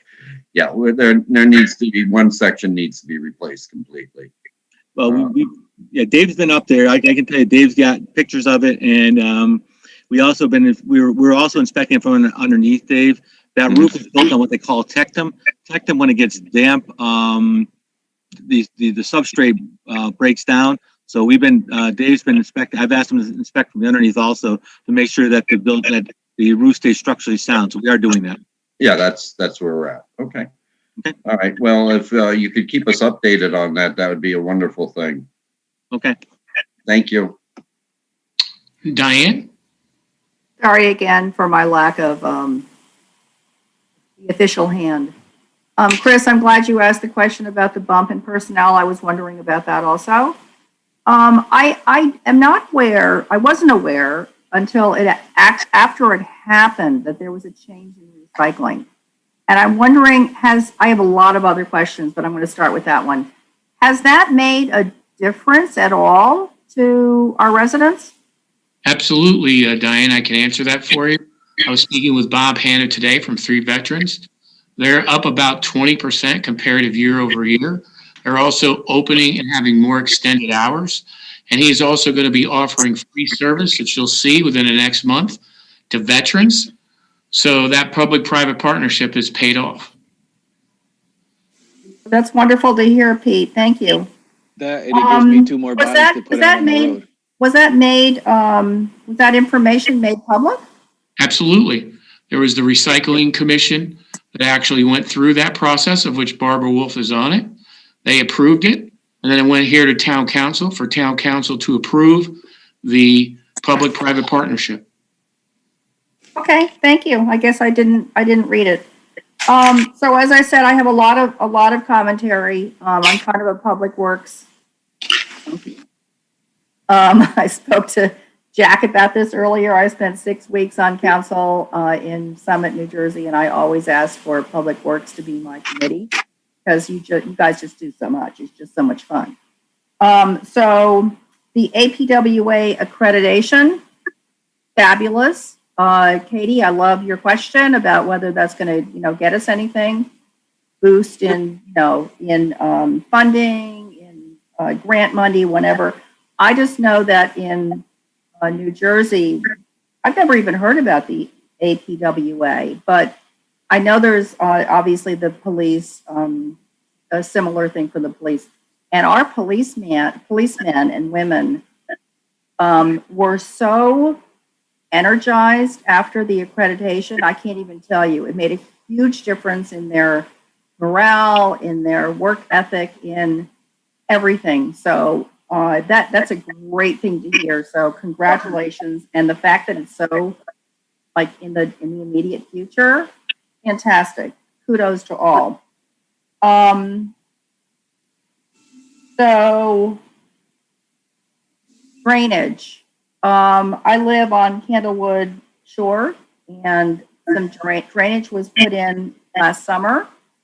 The guys could not have been nicer. They could not have been more respectful, and it's made a huge difference in the drainage on shore, which would pool during the summer months and it would freeze during the winter months.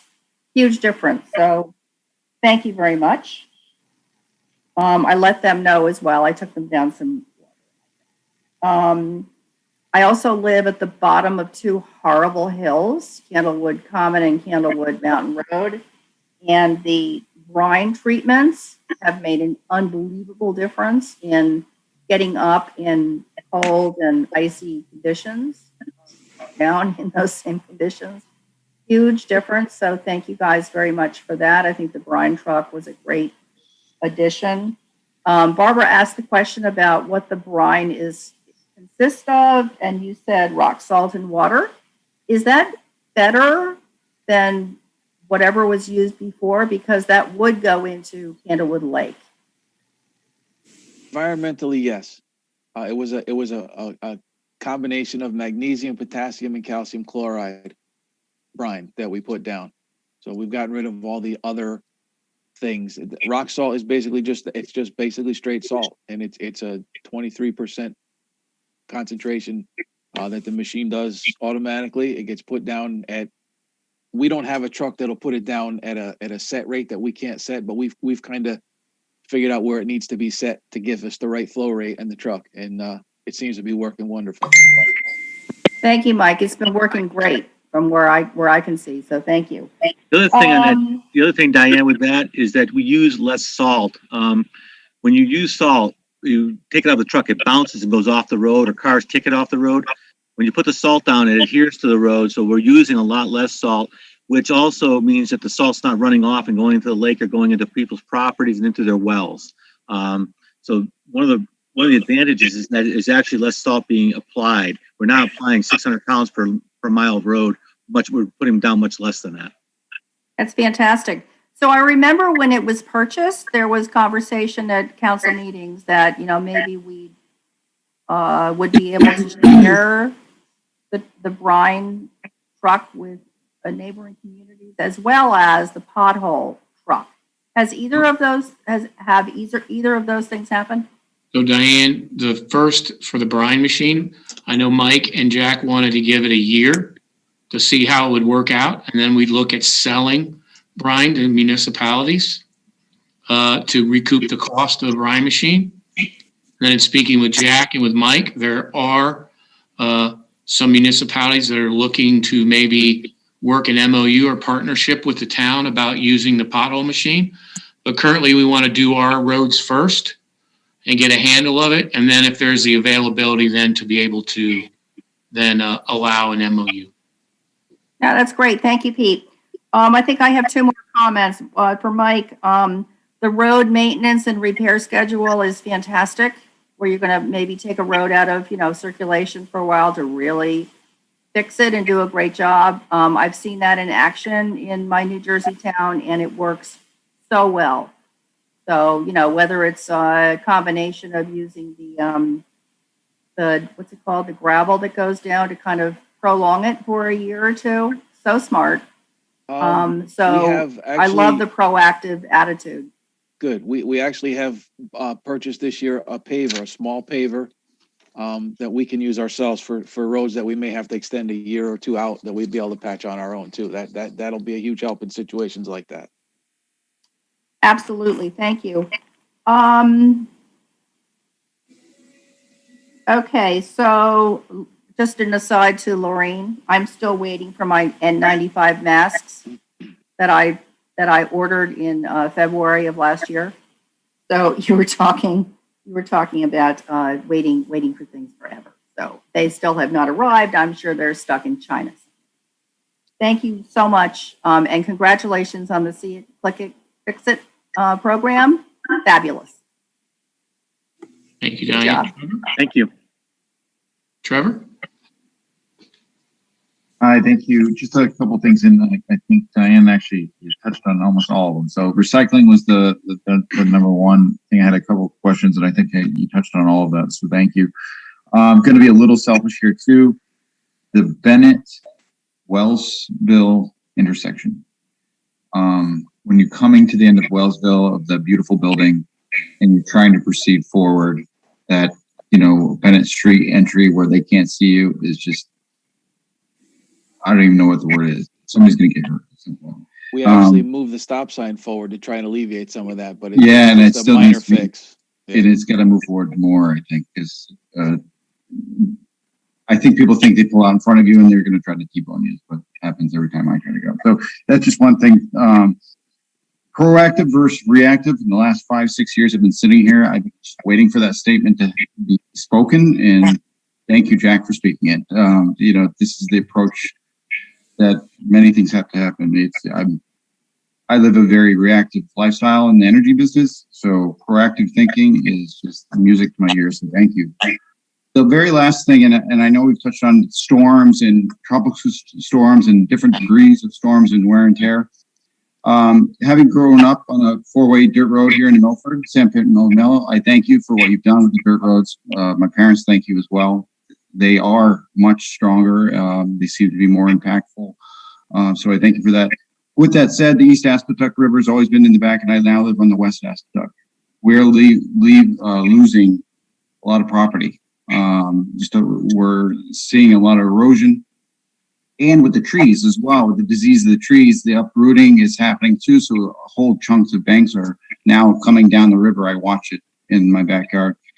And I know it's not maybe in your purview, but is there anything that the town can do to kind of assist some of these backyard rivers that, are expanding every day? I know the Grecos are gaining some of my property across the river that we joke about, right? So I don't know if there's anything the town can do to kind of look at some of these backyard rivers that are kind of just falling apart. I know the Housatonic River Association does get involved with some things, but I don't know how involved they can be. Yeah, it's really something that the inland wetlands or DEP really needs to get involved with more than Public Works. One of the things that we are looking at, I mean, it's not directly related, is where we discharge stormwater, because part of the issue, Trevor, is we're discharging more and more stormwater into rivers, and we're increasing the flow. So the design of some of our culverts and our structures are now being outmoded because of the amount of water. And as we clear property, we take trees down and we clear property to put in developments, it increases the amount of water that goes into these storm drains, and it does cause an increased amount of erosion, increases the flow. So I think that's something through that type of a pathway, we can start to look at to address that. And also something, I think through the MS4, the stormwater permitting, there may be an avenue there also. I'm working on the MS4, updating that currently. Thank you. Mary Jane? Yeah, I just was a comment Jack made on Pettibone, that there's been no decision made, and it sounds like, you know, we're not doing a lot to really upkeep the building. But so, Pete, is there anything you can share with us about what the plan is for Pettibone? Absolutely, Mary Jane. So when we talked pre-COVID, that we were going to have a town meeting to take a look at both that building and East Street. But due to COVID and Governor Lamont's restrictions, we cannot have, as of today, have a proper town meeting. So when the proper town meeting is allowed by Governor Lamont, we will definitely have that so the public can discuss these two important buildings, Pettibone and East Street, because it's the public's buildings. Before that, the Public Works, as for Pettibone, continues to maintain those. We've been working on the boilers, the roofs and everything to keep that building running. And as far as East Street, that's a Board of Ed building, and they're in charge of the maintenance over there for now. Okay, thank you. Yep. Doug? Hi, gentlemen, and Lorraine, how are you? Thank you guys for presenting tonight. I'm happy to hear about the pothole machine, Michael, and how well it's doing. I know that it was a lot of negativity toward it when it was first purchased, but it's paid off tenfold with the hours it saved us. And I also want to commend you on and your. Doug, you're muted. Mute. I want to commend you and your staff for a great job this winter through the storms. Even though I wasn't here from them, you guys did a great job with everything. Just a quick question, maybe Jack or Mike. The intersection of Second Hill and Park Lane, is that going to be, what's the schedule for that, for the widening on that? Do you have it? That's you, Jack. I don't know that we have that on the schedule right now. It would probably, it's not on this year's or next year's schedule. So I'll have to go back and look at it. That's the Lotsip one, Jack. It's, I'm sorry. Yeah, I know this is state road, but I didn't know if you guys had a timetable on that. I'm sorry, Mayor. Yes, we have put the application in. Let me back up a moment. We have the application in. We had the first engineer do the work. They submitted it. Westcog had many questions. They came back, and essentially we stopped using the consultant. Jason Hyde has taken over the design of that, and he has submitted that to them. They've come back with some questions. I spoke with DOT because they just redid that intersection, and I was questioning whether or not they would allow us to widen it. I've spoken with DOT. They said, as far as they're concerned, if we come up with a design and it meets their criteria, that they'll fund the redesign, they'll fund the reconstruction of that intersection again. So we are at this point looking at what modification they had. We have to look at there's a fire hydrant that we may need to move and a couple of other things. So that engineering is being done. I have a conversation with DOT on Friday, and I'm sure that will be part of the conversation. Thank you all. Job. Thank you. Any other questions for Jack and the DPW team? Diane? Sorry, hand up again. I just want to give a shout out to Jack. As busy as he is, as huge of a department as he runs, as much as they do, he spent an hour with me and Mayor Furman to talk about things that we need to do for the riverfront revitalization committee. I'm on the committee. And he could not have been more helpful, more encouraging, more involved, more such great ideas. So I just want to say, you know, it's amazing how much you do and how much you take on that really not a part of your job, but you know, it's for the best, for the betterment of our community. So thank you, Jack, and all of your crew. Thank you. Any other questions for Jack or the DPW team? Thank you, Jack. Thank you, Mike. Thank you, Lorraine. Appreciate everything you guys do. Thank you. Yep. Thank you all. Thank you. Thanks, everybody. Thank you. I do. Okay. So I'd like to entertain a motion to reset the town. Mr. Mayor? Yep. We have public comment on our agenda. Oh, I'm sorry. You're right, Dave. I apologize. Anybody that would like to speak to the public, to the town council or board of finance, please raise your hand. I have Joe as a hand raised. Okay. Just give it another quick minute here. Do we have anyone else that would like to speak? Okay, Mike. All right, Joe, 3 minutes. Here you go. Good evening, members of the Town Council and the Board of Finance. I'd just like to also say that I thought Donna Hespy and the New Milford Ambulance did an outstanding job this year. Just so everyone knows, this year there's a bill before the state to make our stipends non-taxable. Around 2008, 2009, those stipends became taxable, and we were 1099ing our volunteers throughout the state. And there's a bill this year to remove that so that our volunteers will get 100% of that $1,000. You know, maybe something to consider in the future is to potentially raise that stipend and actually pay for the classes up front. You know, $1,000 is a lot to ask of a volunteer who's going to join, you know, ambulance or fire to come out of their pocket with up front. So maybe we could look at, you know, creative ways to fund that training and maybe up the stipend a little bit. Thanks for your time. Joe, once again, your address, please. 87 Boardman Road. Thank you. Have a good night. Okay. Anyone else who would like to talk to the town council or the board of finance? Okay. So I'd like to entertain a motion to recess our special So town. move, Mr. Mayor, to Thank you, recess Walter. the town council. Second. And a second. All those in favor?